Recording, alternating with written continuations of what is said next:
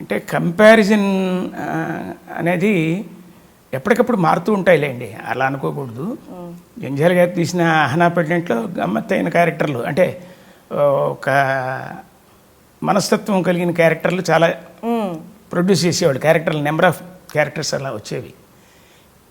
ఇప్పుడు ఏంటంటే ఆ క్యారెక్టర్లు అన్నీ కూడా మంచి తెలివితేటలతో చూస్తున్న ఆర్టిస్టులు వచ్చారు. క్యారెక్టర్లు కూడా తెలివితేటలతో ఉన్నవే రాస్తున్నారు. అమాయకత్వాలతోనూ బోళాతనం లేవు. చాలా మారిపోయింది. Change of mood, change of artist nature కూడా మారిపోయింది. సో ఇది ఇలా అది అలా అని కంపారిజన్ చేయడానికి, లేకపోతే దాని మీద కామెంట్ చేయడానికి కూడా చెప్పలేదు. జనరేషన్ చేంజ్ వచ్చింది. చాలా టాలెంటెడ్ ఆర్టిస్టులు వచ్చేసారు. అది నాట్ ఓన్లీ ఫిల్మ్లో చేసే ఆర్టిస్టులే కాదండి, అన్ని రంగాల్లోనూ మార్పులు వచ్చాయి. చాలా బ్రిలియంట్, చాలా తెలివిగా ఉండే, అప్పుడు ఎలాగైనా అమాయకత్వం, వెర్రితనం, పిచ్చితనం, గమ్మత్తైనతనం ఇలాంటివన్నీ ఉన్న రోజులు అవి. ఇప్పుడు అలా కాదు. వాడు ఎంతో తెలివితేటలు, ఎంతో చెప్పదగ్గ కెపాసిటీ చాలా పెరిగింది. హార్స్ పవర్ పెరిగింది, హార్స్ పవర్. జంధ్యాల గారితో మీ జర్నీ చెప్పండి. ఆయన ఎలా ఉండేవాళ్ళు సెట్లలో? మీకు చాలా సరదాగా ఉంటారు. ఎలా ఉండేది అప్పట్లో షూటింగ్? ఎలా ఉండేది ఇప్పట్లో షూటింగ్? లైవ్లీగా ఉంటారు, కంగారు ఏమి ఉండదు, హాయిగా చెప్తారు. ఆయన సీన్ పేపర్ తీసుకొస్తే ఆయన ఎంజాయ్ చేస్తాడు. ఏంటో ఆ సీన్ పేపర్ చదువుతూ దానిలో ఉన్న ఫన్నుని ముందు నవ్వేస్తాడు. ఆయన నవ్వుకుంటాడు. అంత బాగా సమగ్రంగా ఎంత కావాలో అంతే ఉండేట్టుగా రాసేవాడు ఆయన. అందరితో సరదాగా ఉంటారు. షూటింగ్ జరుగుతుంటే ఒక 11:30, 11:30కి బ్రేక్ చెప్పేవారు ఆర్టిస్టులకి. ఇంక వేరే షాట్లు ఏదో తీస్తారు ఆయన. వేలుగారిని పిలిచి, వేలుగారు మీరు దూకండి చెప్తానని.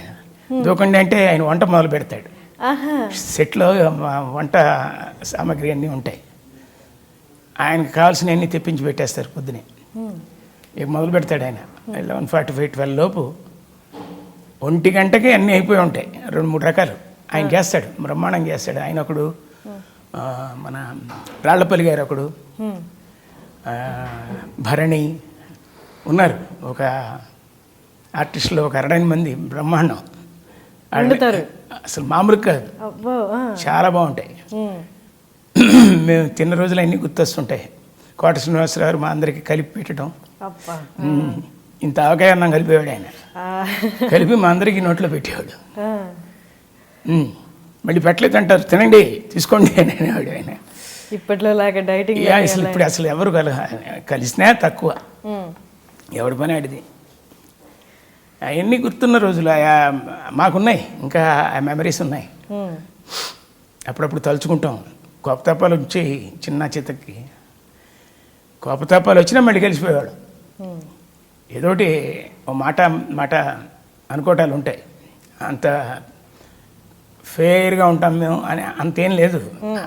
అనుకుంటాం, మళ్ళీ కలుస్తాం. ఆయనతో గొడవపడ్డ రోజులు ఉంటాయి కోటగారితో. మళ్ళీ కానీ ఏంటి ఎప్పుడు వచ్చావు అంటాడు. ఏముండవు, అది మనసులో కావండి. ఊరికే ఆ టైంకి కోపం వస్తుంది అనేస్తాం. అప్పట్లో షూటింగ్ అంటే ఎప్పుడు ప్రారంభమయ్యేది? స్కెడ్యూల్ ఉండేదా? ఎలా? పక్క morning 9 o'clock call sheet 9, 7 o'clock call sheet అయితే 7 o'clock.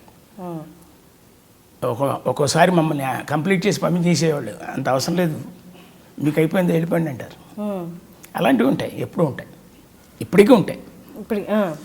ఒకవేళ ఏదన్నా అనుకున్న ప్లాన్ ప్రకారం కొన్ని సీన్లు చేయాలనుకుంటే అయిపోయినాయి అనుకోండి, మీకు అయిపోయింది మీరు వెళ్ళిపోండి అంటారు. అవి ఉంటాయి. అంత ఫెయిర్నెస్, అంత ఫ్రెండ్లీగా, ఫెయిర్గా. డైరెక్టర్లు అలాగే ఉండేవాళ్ళు. జంధ్యాల గారితో పాటు రాఘవేంద్ర గారు, దాసనారాయణ గారు, కె వాసు గారు, అలాగే రేలంగి నరసింహరావు గారు, కామెడీ డైరెక్టర్లు, అలాగే ఇంటిలిబాజు చూసే సినిమాలు తీసే మన ఎస్వి కృష్ణారెడ్డి గారు, అందరివి అంత స్నేహంగానే ఉండేవాళ్ళండి. అలాగే హీరోలు కూడా అంతే. నాగార్జున గారు షూట్లో వస్తున్నారు కదా, లేస్తుంటే కూర్చో ఏం కాదు వెళ్ళు అంటే ఆ పెద్దరికం వాళ్ళని మనం గౌరవించాలి అనే పద్ధతి మనలో ఉండి లేచినా కూడా దాన్ని అలా అక్కర్లో కూర్చోబెట్టారు. అంత అంత ఇప్పుడు కాదు, 20-25 ఏళ్ల క్రితమే సంగతి నేను చెప్తాను. మీ అహనా పెళ్ళంటే టైంలో కానీ ఇంకే ఎస్వి కృష్ణారెడ్డి సినిమాల్లో కానీ దాసరి గారి సినిమాల్లో కానీ ఏదైనా సెట్లో జరిగిన హాస్య అంటే బాగా మీరు నవ్వుకున్న సిచ్యువేషన్ కానీ ఏదైనా ఉందా గుర్తు? జంధ్యాలతో అంటే నవ్వుకునే సన్నివేశాలు స్క్రిప్ట్ బట్టి బాగా గుర్తుండిపోయింది, నవ్వుకున్నదాన్ని కాదు కానీ ఇలా గుర్తు మెమరీ. నేను ఒకసారి బాబాయ్ హోటల్ సినిమా షూటింగ్ చేస్తుంటే డ్రెస్ మార్చుకున్నాను. నా మెడలో నా లాక్ ఇది ఉంటుంది, చైన్ ఉండేది. ఆ చైను వాచ్ ఇవన్నీ తీసేయాలి. నేను డ్రెస్ మార్చుకున్నాను, అవి తీసి టేబుల్ మీద పెట్టి ఇలా తిరిగి ఇట్లా తీసే లెవెల్లో తీసేశారు. అసలు అర్థం కాలే నాకు. ఎక్కడ మీ రూమ్లోనా? సెట్లోనే. సెట్లోనే చూస్తే లేదు, అందరూ సీరియస్గా ఉన్నారు. నా వాచ్ అండ్ చైన్ ఇవన్నీ ఇక్కడ పెట్టాను, మిస్ అయినాయండి. వీళ్ళందరూ తెగ నటించేస్తున్నారు. నిజమా? ఒక్కసారి గుర్తుపెట్టుకో. వేసుకొచ్చావు అసలు? వేసుకొచ్చాను సార్. ఎలా మిస్ అయ్యి ఉంటాయి?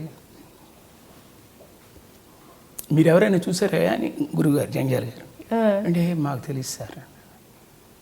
నాకు టెన్షను. వాళ్ళు ఏం తెలియదు అంటున్నారు, ఈయన చూస్తే చాలా సీరియస్గా అడుగుతున్నాడు.